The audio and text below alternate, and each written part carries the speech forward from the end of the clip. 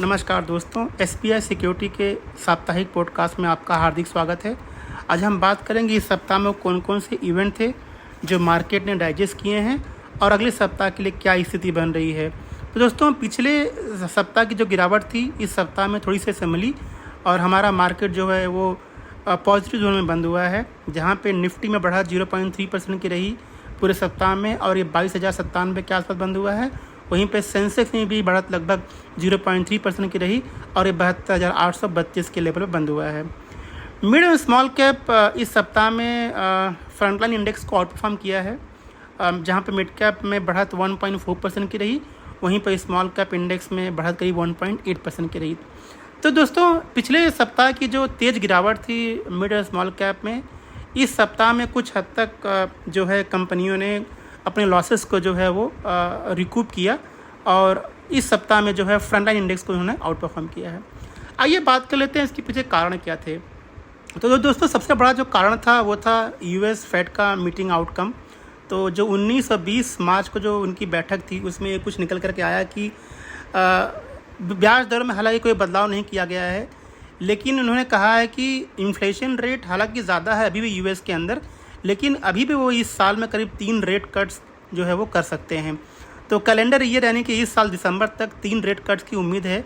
हालांकि inflation number को देखते हुए थोड़ा सा मार्केट नर्वस था, लेकिन जब ये एफओएमसी की बैठक के जब रिजल्ट आए तो जो है थोड़ा सा रिस्पाइट मिला और इसका यही कारण है कि पूरे विश्व के बाज़ारों में और भारतीय बाज़ार में भी एक तेज़ी हमने देखी। उसके अलावा कुछ और सेंट्रल बैंकर्स जिन्होंने अपने पॉलिसी अनाउंसमेंट किए, जैसे बैंक ऑफ इंग्लैंड ने अपने इंटरेस्ट रेट में कोई बदलाव नहीं किया है और बैंक ऑफ जापान ने हालांकि जो उनका नेगेटिव इंटरेस्ट रेट का जो जोन था वो करीब 17 साल से चला आ रहा था, उन्होंने उसको पॉज किया। मतलब ये हुआ कि जो नेगेटिव इंटरेस्ट रेट का जो फेज़ था, जो दौर था, अब उन्होंने ख़त्म कर दिया है और आगे चल के उन्होंने अपने इंटरेस्ट रेट को 0% से 0.1% के बीच जो है वो ला दिया है। उसके अलावा स्विस नेशनल बैंक एक ऐसा सेंट्रल बैंक बना दोस्तों ग्लोबली जो है, जो कि पहला ऐसा बैंक है जिन्होंने रिसेंटली जो है रेट कट्स किए हैं। तो यहाँ पे स्विस नेशनल बैंक ने अपने जो उनके पॉलिसी रेट है करीब 0.25% यानी 25 बेसिस पॉइंट की उन्होंने कटौती की और ये 1.5% के आसपास उन्होंने ला दिया है और आगे चल कर के उनका जो अनुमान है कि इन्फ्लेशन रेट भी वहाँ पर कूल ऑफ होंगे। तो दोस्तों, ये कुछ कारण थे जिसका प्रभाव जो है विश्व के बाज़ारों में जो है पॉजिटिव पड़ा और यही कारण है कि हमारा मार्केट इस सप्ताह में कुछ हद तक पॉजिटिव जोन में बंद होते हुए हमने देखा। आइए बात कर लेते हैं सेक्टोरली क्या परफॉर्मेंस थे इस सप्ताह में। तो अगर मैं बीएसई में बात करूं तो यहाँ पे एफएमसीजी आईटी में एक तेज़ गिरावट हमने देखी, खासकर आईटी सेगमेंट के अंदर। बाकी जितने भी इंडाइसेस हैं जैसे बीएसई रियलिटी है, मेटल है, ऑटो है, कैपिटल गुड्स है, पावर है, पीएसयू है, हेल्थ केयर है, ऑयल एंड गैस है, कंज्यूमर ड्यूरेबल्स है, बैंकेक्स है, इन सभी इंडाइसेस में आधे % से 5.5% की बढ़त हमने देखी। खासकर बीएसई रियलिटी में 5.5% का बढ़त हमने देखी सप्ताह में, जबकि बीएसई आईटी में जो डिक्लाइन था करीब 5.5% का था।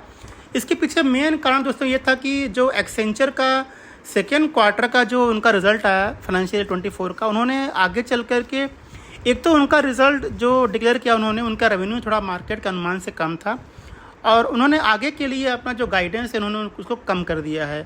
तो हम सब जानते हैं कि एक्सेंचर का जब रिजल्ट आता है तो आईटी कंपनियां जो है उसको क्यूज़ को जो है डिस्काउंट करती हैं, यानी कि एक्सेंचर जैसे परफॉर्म करेगा, एक्सेंचर जैसे आउटलुक देता है, वैसे ही यहाँ की आईटी कंपनियां भी रिएक्ट करती हैं। और इसीलिए वही कारण था कि हमने आईटी सेक्टर में खासकर आज के दिन यानी फ्राइडे के दिन हमने एक तेज़ गिरावट देखी।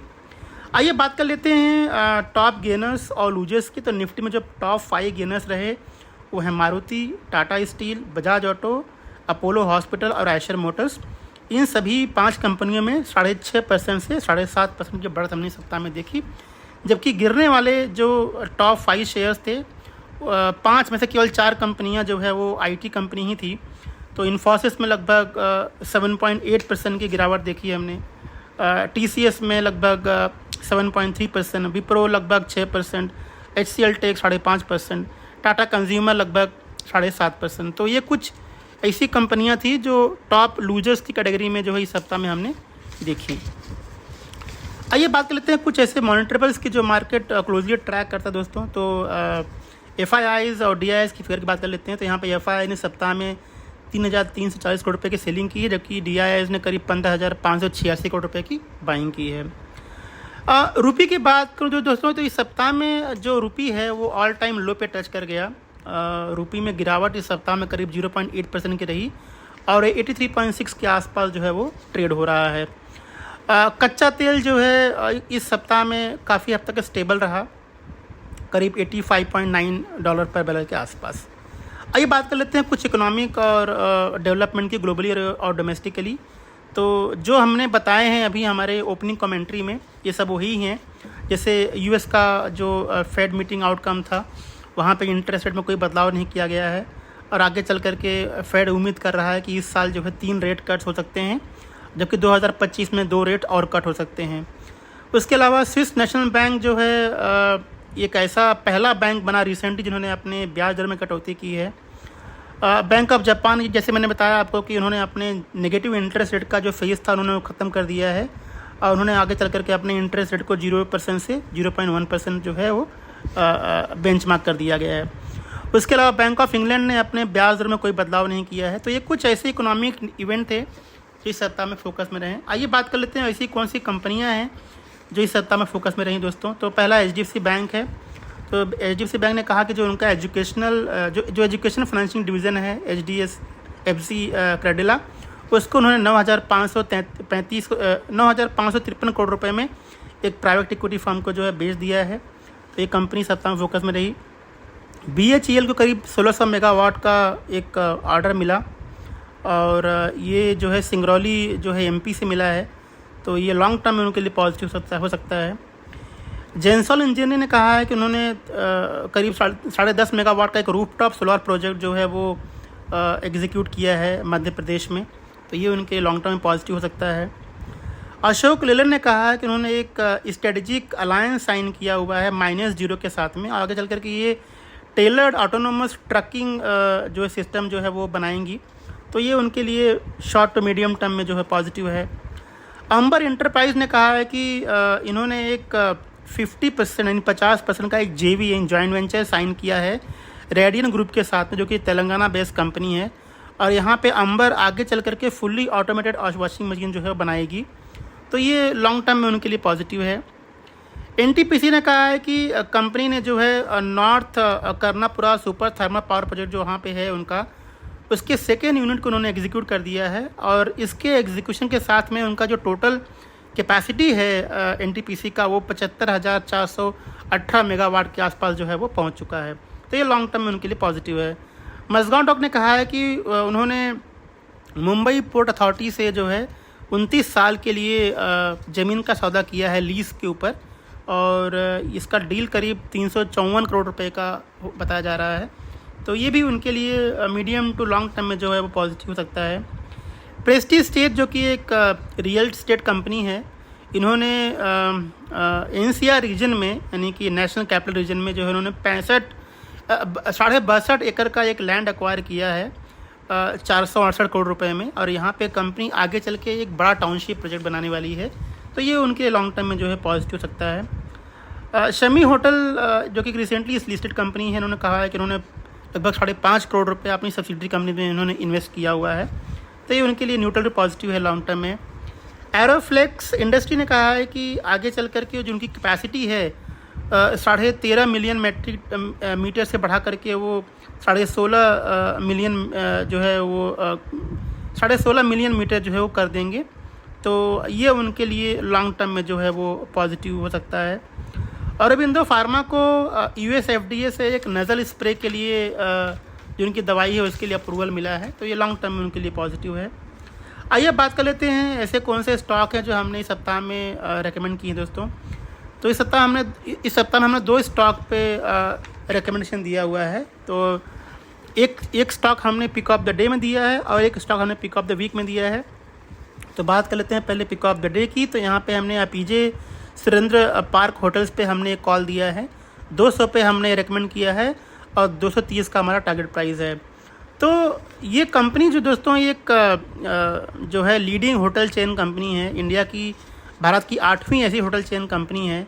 अगर मैं बात करूँ तो इनके पास ये करीब 30 होटल्स जो है 20 अलग अलग शहरों में जो है ऑपरेट करते हैं और 7 होटल खुद के इनके हैं और 3 होटल्स वो ऑपरेट करते हैं, मैनेज करते हैं।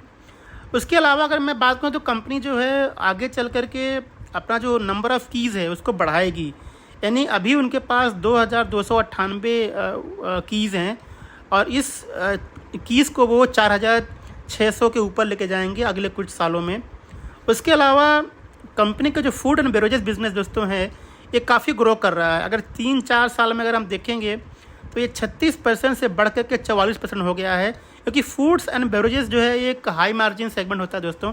तो इसका जब ये सेगमेंट बढ़ता है सेल्स का तो कंपनी की प्रॉफिटेबिलिटी में अच्छा खासा उछाल आता है। तो आगे चल कर के उम्मीद करते हैं कि ट्रेंड जो है मेंटेन होगा। उसके अलावा जो इनकी होटल की ऑक्यूपेंसी रेशियो है काफ़ी बढ़िया है, लगभग 90% के आसपास की इनकी ऑक्यूपेंसी रेशियो है। मतलब अगर इनके पास 10 की हैं या 10 रूम है तो 9 रूम जो है ऑक्यूपाइड हैं। तो जितनी अच्छी ऑक्यूपेंसी होती है उतना अच्छा रेवेन्यू आता है। तो ये लॉन्ग टर्म में उनके लिए पॉजिटिव है दोस्तों। और अगर मैं बात करूं वैल्यूएशन की तो करीब 55 टाइम्स के आसपास से ट्रेड हो रहा है FY25 के नंबर पे। तो ओवरऑल सेटअप अच्छा लग रहा है इस कंपनी का। हमें लगता है कंपनी अच्छा परफॉर्म कर सकती है। दूसरा स्टॉक जो हमने दिया है वो है पिक ऑफ द वीक में, और ये है ITD सीमेंटेशन में 307 का हमने प्राइस पे हमने इसको रिकमेंड किया था और 353 रुपये का हमारा ये टारगेट प्राइस है। तो दोस्तों ये एक लीडिंग EPC यानी कि इंजीनियरिंग प्रोक्योरमेंट और कंस्ट्रक्शन कंपनी है जो कि हैवी सिविल का काम करती है। और अगर मैं बात करूं कि क्यों हमने रिकमेंड किया है तो पहली बात तो इसके पास 60 ईयर्स का एक्सपीरियंस है। उसके अलावा ग्रोथ आउटलुक जो है काफ़ी बढ़िया है long term medium to long term में। कंपनी के पास करीब 20,900 करोड़ रुपए का ऑर्डर है जो कि उनके 9 महीने का जो दिसंबर का सेल्स था उसका करीब 3 गुना है। तो एक अच्छी खासी रेवेन्यू विजिबिलिटी है शॉर्ट टू मीडियम टर्म में। और वैल्यूएशन काफ़ी अट्रैक्टिव है। अगर मैं बात करूं 2025 पे तो ये करीब 14 टाइम्स के आसपास जो है वो ये ट्रेड हो रहा है। तो इसीलिए हमने इसको रेकमेंड किया। हमें लगता है कि कंपनी अच्छा परफॉर्म करेगी।